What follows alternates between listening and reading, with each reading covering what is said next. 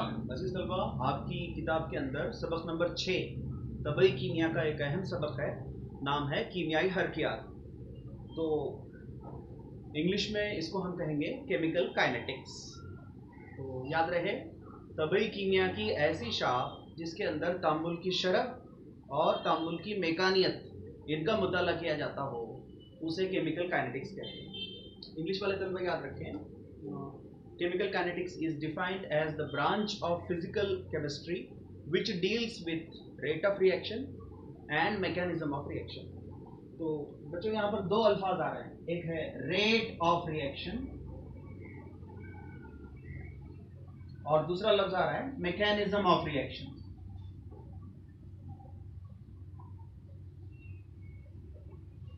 ठीक है, उर्दू वाले याद रखें, रेट ऑफ रिएक्शन को हम कहेंगे तामुल की शरह और मैकेनिज्म को कहेंगे हम तामुल की मेकानियत। ठीक है, तामुल की शरह के लिए और लफ्ज भी हैं, तामुल की रफ्तार। इंग्लिश में और लफ्ज हैं इसके लिए, वेलोसिटी ऑफ रिएक्शन, इसी तरह से स्पीड ऑफ रिएक्शन, इसको हम कहेंगे स्पीड ऑफ रिएक्शन या फिर वेलोसिटी ऑफ रिएक्शन। जैसी दूसरी तबई मिकदारें हैं, जैसे वॉल्यूम है, डेंसिटी है, उसी तरह से रेट ऑफ रिएक्शन भी एक फिजिकल क्वांटिटी है, उसको गिना जा सकता है, यानी उसकी भी एक अलामत है और उसकी एक इकाई है जो हम बाद में देखने वाले हैं। मैकेनिज्म ऑफ रिएक्शन से क्या मुराद है?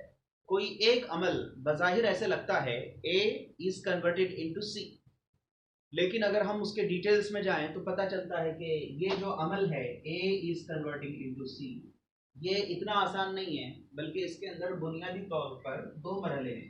A first converts into B, then B converts into C, यानी A की C में तब्दीली दो मरहलों में हो रही है।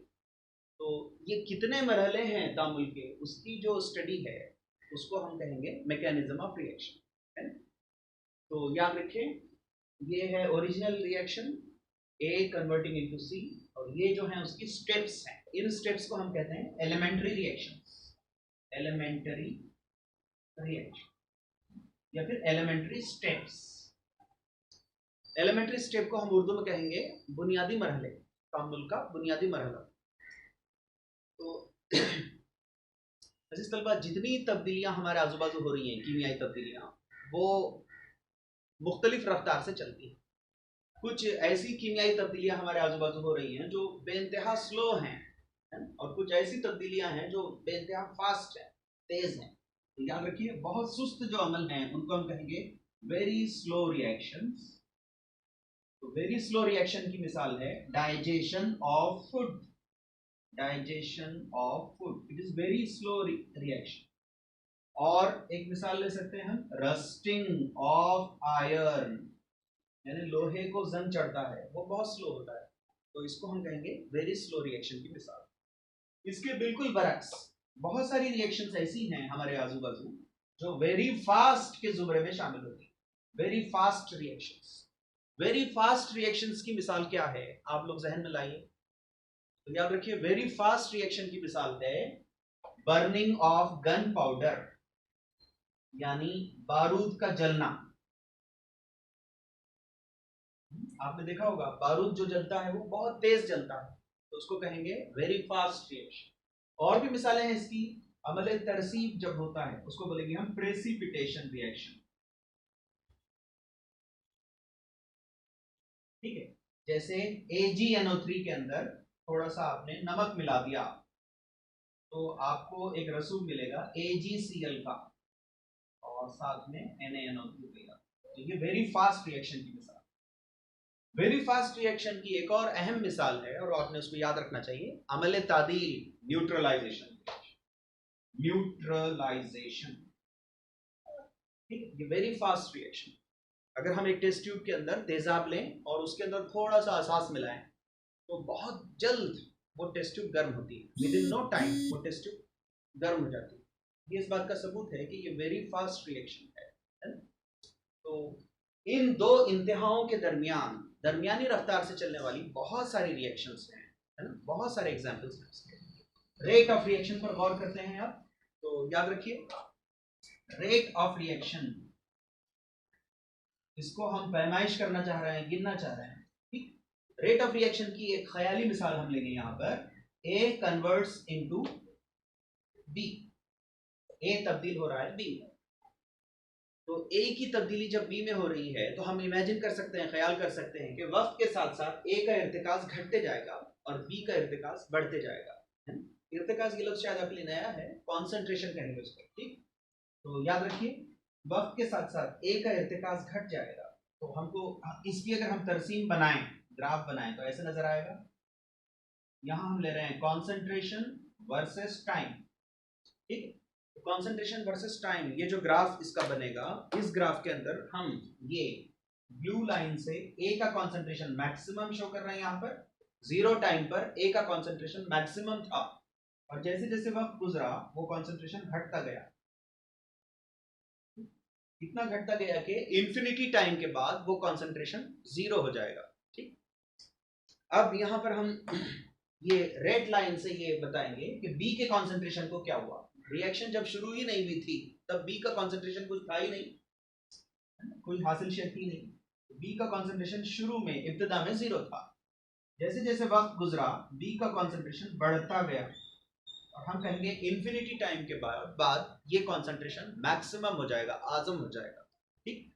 तो ये आइडिया है किसी रिएक्शन में आमिलात जब हासिलात में तब्दील होते हैं तो क्या होता है, वो यहाँ बताया है। अब अगर हम देखें तो इर्तिकाज में तब्दीली, ए के इर्तिकाज में तब्दीली, उसको जाहिर करने का एक तरीका है, एक ए के इर्तिकाज में जो तब्दीली है उसको जाहिर करने का एक तरीका है डेल्टा कॉन्सेंट्रेशन ए, ठीक, और उसको हम डिवाइड करेंगे डेल्टा टी से, तो हमको मिलेगा रेट ऑफ रिएक्शन।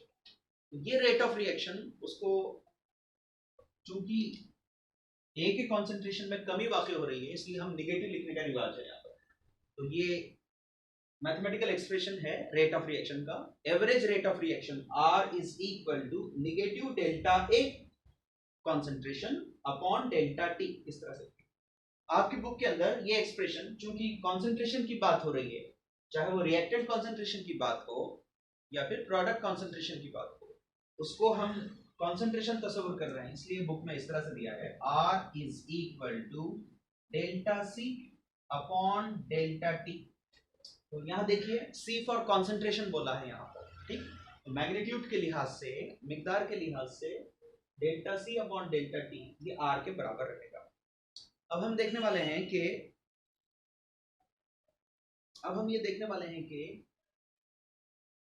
किसी हकीकी मिसाल के अंदर ये एक्सप्रेशन किस तरह से लिखें, किसी रियल मिसाल के अंदर ये एक्सप्रेशन रेट ऑफ रिएक्शन का एक्सप्रेशन हम किस तरह से लिखें, ये देखना दिलचस्प रहेगा कि अमोनिया जो तैयार होता है, हेबर प्रोसेस से अमोनिया तैयार होता है,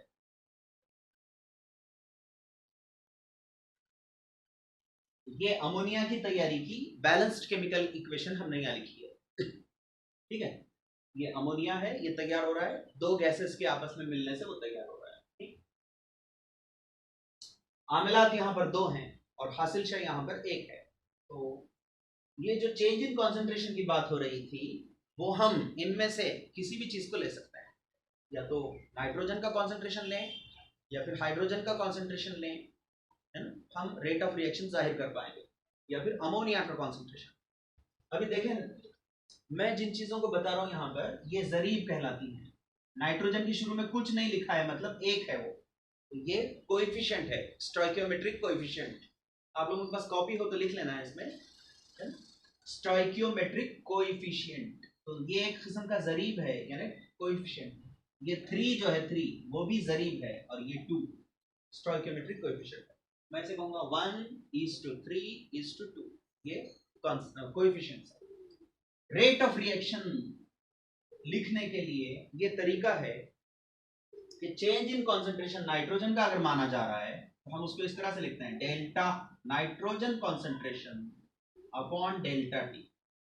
अब ये नाइट्रोजन रिएक्टेंट है और उसका कॉन्सेंट्रेशन घट रहा है, ये सजेस्ट करने के लिए हम यहाँ नेगेटिव लिखते हैं। This is also equal to, अगर हाइड्रोजन की सूरत में यही एक्सप्रेशन लिखना है तो आपको ये चीज याद करनी पड़ेगी कि ये जो कोएफिशिएंट दिख रहा है 3, इसका हम ज़रबी माकूस यानी रेसिप्रोकल लेते हैं, तो हम यहाँ नेगेटिव अलामत लिखेंगे, 1/3 लिखेंगे, change in concentration of hydrogen upon delta T. ये दो चीजों की शक्ल में हमने रेट ऑफ रिएक्शन को एक्सप्रेस किया है। एक तीसरी चीज है प्रोडक्ट, इसकी सूरत में भी हम रेट ऑफ रिएक्शन लिख सकते हैं। यहां पर निगेटिव अलामत लगाने की जरूरत नहीं है, यहां पर हम लिखेंगे पॉजिटिव। यहां जो जरीब है उसका मैथमेटिकल इनवर्स हमको लिखना है 1/2 delta ammonia concentration upon delta T, इस तरह से। तो याद रखो ये जो डिनोमिनेटर है और ये जो न्यूमरेटर है ये क्या मानी रखते हैं आपको याद रखना है। न्यूमरेटर तो आप वाकिफ हो गए हैं, change in concentration of nitrogen है, और डिनोमिनेटर जो देख रहे हैं आप वो है चेंज इन टाइम, है ना, या फिर टाइम रिक्वायर्ड, इस तरह से। तो मैं यहाँ पर एक बॉक्स बना देता हूँ, आपको ये चीज रट लेनी है और दूसरे इक्वेशंस के लिए भी ये बनाने आना है आपको, ठीक। R is equal to negative delta nitrogen concentration upon delta T.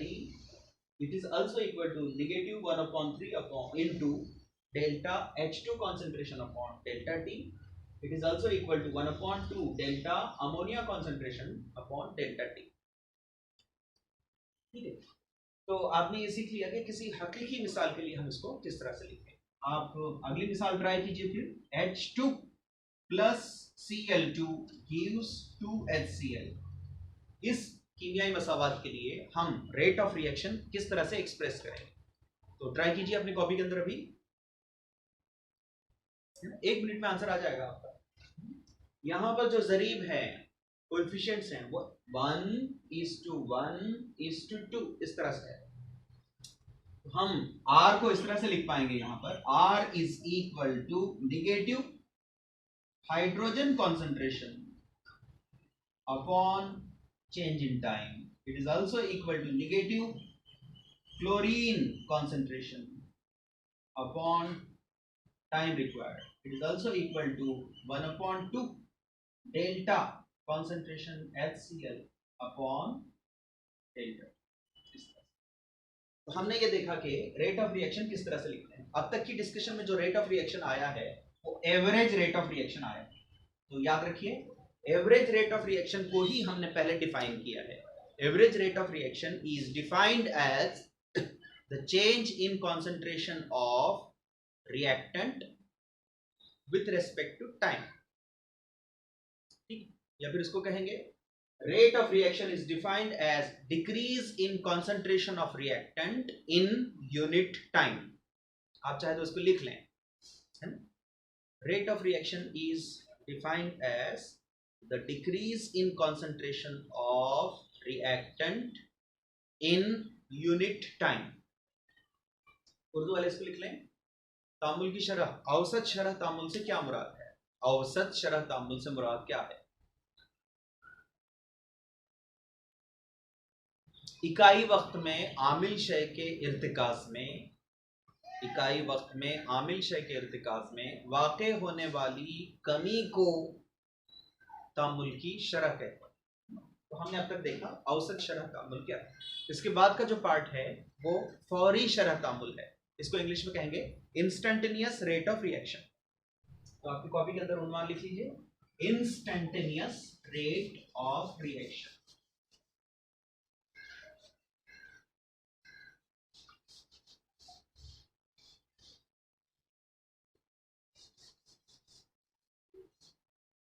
तो हमको ये देखना है अभी कि इंस्टेंटेनियस रेट ऑफ रिएक्शन क्या है। जैसे उसका नाम खुद बता रहा है, फौरी शरह तामुल यानी इंस्टेंटेनियस रेट ऑफ रिएक्शन। इसका मतलब होता है किसी तामुल के दौरान मखसूस वक्त पर, एक मुतय्यन वक्त पर, मखसूस वक्त पर जो रेट ऑफ रिएक्शन है उसको हम कहेंगे फौरी शरह तामुल। फिर एक बार हम ग्राफ बनाएंगे। मान लो वही रिएक्शन है, A is converting into B, उसके लिए तरसीम या ग्राफ इस तरह से बनाया है, कॉन्सेंट्रेशन वर्सेस टाइम। फिर इसके अंदर हम ये बता रहे हैं यहां पर A का इर्तिकाज वक्त के साथ साथ घट रहा है,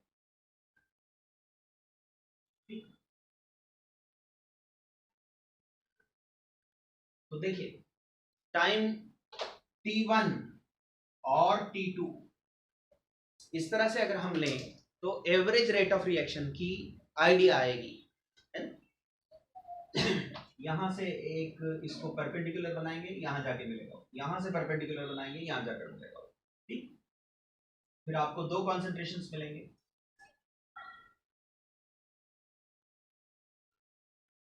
मान लो ये कॉन्सेंट्रेशन है C1 और ये कॉन्सेंट्रेशन है C2, तो चेंज इन कॉन्सेंट्रेशन हो गया delta C, change in concentration हो गया डेल्टा C, और चेंज इन टाइम हो गया डेल्टा T। बस ये रहेगा rate of reaction, average rate of reaction. अब बात चल रही है इंस्टैन्टेनियस रेट ऑफ रिएक्शन की, तो इसके लिए फिर एक बार हम तरसीम बनाएंगे। इसी कीमियाई अमल के लिए तरसीम इस तरह से दिखेगी, कॉन्सेंट्रेशन वर्सेस टाइम, लेकिन यहाँ वक्त की दो लिमिट्स लेने के बजाय हम यहाँ पर एक ही टाइम लेंगे, उसको कहेंगे टी। तो टी वक्त पर रेट ऑफ रिएक्शन क्या रहा, उसको हम किस तरह से बनाएंगे, तो हम सेट स्क्वायर लेकर यहाँ पर परपेंडिकुलर बनाएंगे। ये जो उमूद बनाया है वो फतेह मुनहनी को जाकर यहाँ पर मिलता है, इस पर आप टेंजेंट ड्रॉ करेंगे, टेंजेंट फतेह मुनहनी को या कर्व को आप टेंजेंट ड्रॉ करेंगे।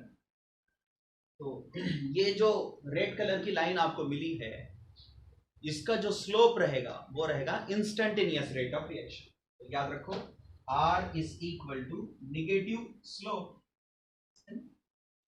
इसका इस टेंजेंट का या इस ममास का वो स्लोप रहेगा। तो मैथमेटिकली फौरी शरह तामुल को हम किस तरह से लिखेंगे, तो मैं यहाँ लिख रहा हूं यहाँ पर R instantaneous is equal to, याद करो थोड़ी देर पहले जो लिखा था हमने, है ना, उसी में थोड़ी सी तब्दीली करना है हमको। हम लिखेंगे यहाँ पर limit delta T tends to 0, है ना, और यहाँ पर लिखेंगे हम change in concentration of A upon delta. खुशकिस्मती से मैथ्स के अंदर कैलकुलस में इसको एक छोटे से नोटेशन में जाहिर किया है और हमारी मुश्किल आसान हो जाती है। तो R instantaneous equal to, R instantaneous is equal to, इतनी बड़ी अलामत लिखने के बजाय, इतना बड़ा लाफा लिखने के बजाय हमको इस तरह से लिखने आएगा ये R instantaneous is equal to derivative of change in concentration with respect to time. तो अजीज तलबा, वो जो निगेटिव अलामत है वो बरकरार रहेगी क्योंकि हमने उसको आमिल शय की सूरत में बताया। अगर हासिल शय की सूरत में ये लिखें तो ये निगेटिव अलामत वहां नहीं लगेगी, ठीक। तो आपके लिए थोड़ी सी मशक है, इंस्टेंटेनियस रेट ऑफ रिएक्शन आपको लिखकर दिखाना है, किसके लिए, इस रिएक्शन के लिए। तो रिएक्शन है H2 plus half O2 gives H2O। इसके लिए आपको R इंस्टेंटेनियस के लिए अलामत लिखकर दिखाना है। तो यहाँ जो ज़रीब है वो इस तरह से है 1:1:1। तो आप ज़रबी माकूस लेंगे इसकी और इसको हल करके दिखाएंगे, कॉपी के अंदर हल करके देखिए इसको, अपना आंसर टैली कर लीजिए फिर। तो ये आंसर ऐसे बनेगा R is equal to negative, इस बार आपको इंस्टैन्टेनियस रेट ऑफ रिएक्शन लिखना है, निगेटिव यहां पर आएगा derivative of hydrogen concentration with respect to time, it is also equal to, अभी देखिए यहां पर हाफ जो है ना, ये हाफ, इसका मैथमेटिकल इनवर्स क्या होता है, इसका मल्टीप्लिकेटिव इनवर्स क्या होता है, तो इसका ज़रबी माकूस होता है 2/1। तो यहां हमको लिखना पड़ेगा -2 derivative of concentration of oxygen with respect to T, it is also equal to, अब एक चीज रहेगी, प्रोडक्ट है वाटर, उसकी सूरत में कैसे लिखेंगे इसको, derivative concentration of water with respect to. तो इस तरह से आपको ये हल करने आना चाहिए। सबक के नीचे इस तरह की एक्सरसाइज है और ऐसे क्वेश्चन भी हम देखने वाले हैं इंशाल्लाह। आपको थोड़ी सी प्रैक्टिस करना है घर के अंदर, है।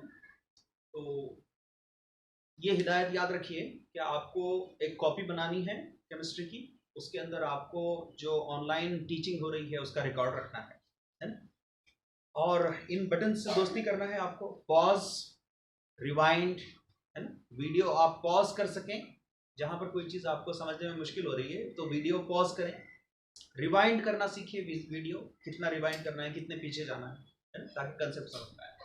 और तीनों से कांटेक्ट में रहिए टीचर के। इसी तरह से गूगल क्लासरूम है ना, ये भी देखते रहिए, ज़्यादा से ज़्यादा लोग गूगल क्लासरूम से जुड़िए।